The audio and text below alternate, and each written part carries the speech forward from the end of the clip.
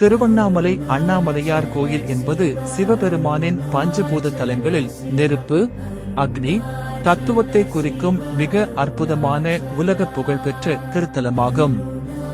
நினையாலே முக்தி தரும் தலம் என்று போற்றப்படும் இந்த ஆலயம் வரலாற்று சிறப்பு, ஆன்மீக பெருமை மற்றும் பிரம்மாண்டமான கட்டிடக்கலைக்கு ஒரு சிறந்த எடுத்துக்காட்டாக திகழ்கிறது. உலகை காக்க சிவபெருமான் பிரம்மா மற்றும் விஷ்ணுவின் அகந்தையை அடக்க அடிமுடி காணா அக்னி பிழம்பாக ஜோதி வடிவாக நின்ற இடமே திருவண்ணாமலை ஆகும்.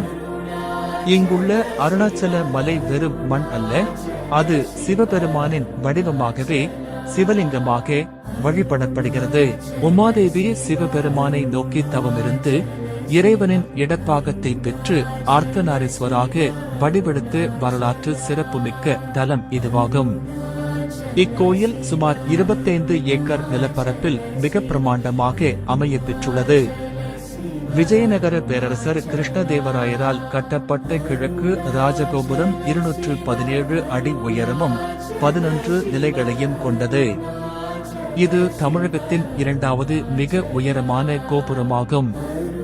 கோயிலின் 5ஆம் பிரகாரத்தில் விஜயநகர ஆட்சி காலத்தில் கட்டப்பட்ட கலைநயமிக்க ஆயிரக்கால் மண்டபம் மற்றும் சிவகங்கை தீர்த்த குளம் அமைந்துள்ளன. கோயிலைச் சுற்றி 5 பெரிய பிரகாரங்களும் 4 திசைகளிலும் உள்ள வாசல்கள் உட்பட மொத்தம் 9 கோபுரங்களும் உள்ளன.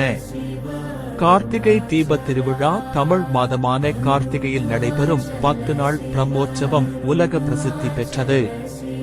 இதன் நிறைவாக மாலை வேளையில் 2668 அடி உயரமுள்ள அண்ணாமலை உச்சியில் மகா தீபம் ஏற்றப்படும். இந்த ஜோதி வடிவை தரிசித்தால் 21 தலைமுறைக்கு புண்ணியம் கிடைக்கும் என்பது நம்பிக்கை. கிரிவலம் ஒவ்வொரு பௌர்ணமி அன்றும் லட்சக்கணக்கான பக்தர்கள் 14 கிலோமீட்டர் தொலைவுள்ள மலையைச் சுற்றி கிரிவலம் நடந்து வந்து வழிபடுகின்றனர். கிரிவல பாதையில் இந்திரலிங்கம், அக்னிலிங்கம் உட்பட 8 அஷ்டலிங்கங்கள் அமைந்துள்ளன.